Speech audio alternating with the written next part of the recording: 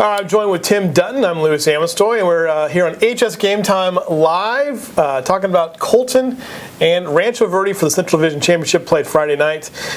Two very interesting teams offensively. Let's talk about Rancho Verde first, and this is sort of the most diverse offense that we've seen other than Centennial in the region. Talk about quarterback Travis Champion and his weapons that he has right now. He's got a lot of weapons. Very good high school quarterback, very smart, reads the defense really well, gets the ball to the right guy very quickly, and just a ridiculous number of athletes running around out there who are very quick, or he can give the ball to Devontae Jordan, who will take off on a 20-yard run. Very hard to defend them just because of all of the weapons they do have. Plus they have Breon Redmond, receiver. They run a little sweep play, and then he throws a pass. And he's something like 8 out of 10, and all 8 of his completions have been touchdowns. Rancho Verde historically has gone out early in the playoffs almost every year, at least in the first round or in the second round of it. But since Pete Duffy took over 6 years ago, they are 55-15, and it looks like they are now 34-2 over the last 2 seasons. He is on the brink of winning his first Southern Section championship. He has 2 LA City championships. Does he feel confident about this game?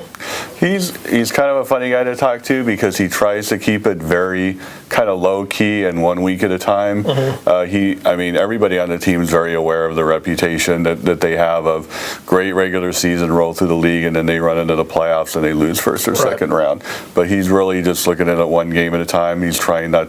They've destroyed people this year, but he's really trying to keep it even and not really do any celebrating or anything until this is over.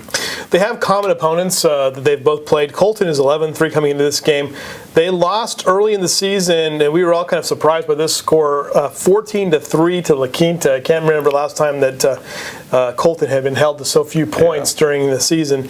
Then they lost on to Cajon in SAL play and lost to San G, but Colton has rallied in the playoffs and beaten Palm Springs, which was the number 2 seed, and then they beat they revenge loss against Cajon, while Rancho Verde has beaten La Quinta and San G being twice. Yeah, I think the game against Cajon was not a. It was a little bit of a surprise. Colton didn't have Tyler Irvin, who's a big part of their offense, really good running back. Obviously, he had a huge game in the rematch.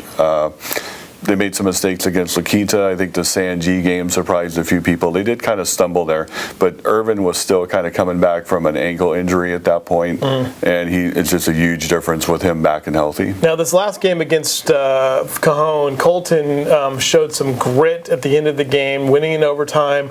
That game was ridiculous as far as the excitement and the scoring, the big plays. I mean, you were there. I mean, talk about that. It was unbelievable. It was just a classic. A couple times Cajon looked like they were going to take control. Colton got a huge kickoff return on a ball bouncing around that looked like Cajon might actually recover. Kid from Colton grabbed it and ran 75 yards for a touchdown. And from there, it was just back and forth. It was just great game, great offenses. And it's funny, even the defenses, you look at a 42-41 game, but the defenses are pretty good, and they were making some pretty good plays. Now, Colton looking for its area best, I think it's 7th CIF championship, but the first time they've been in a title game in almost 30 years, 1981 I think was the last time they played for a title, and that was in a major division against, I think, St. Paul. What's the atmosphere at Colton like this week? Everybody, it's one of the few one-school cities around now, so you even drive off the freeway and they have a huge bridge over the street by the school there, Yellow Jackets, that goes from the school over to the practice field.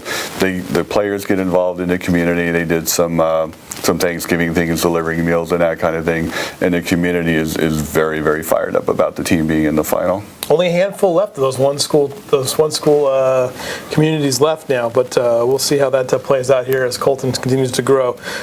Colton and Rancho Verde in the championship game for the Central Division Championship Friday night, 7:30 p.m. And we'll have complete coverage here on HS Game Time Live. For Tim Dutton, I'm Louis Amestoy.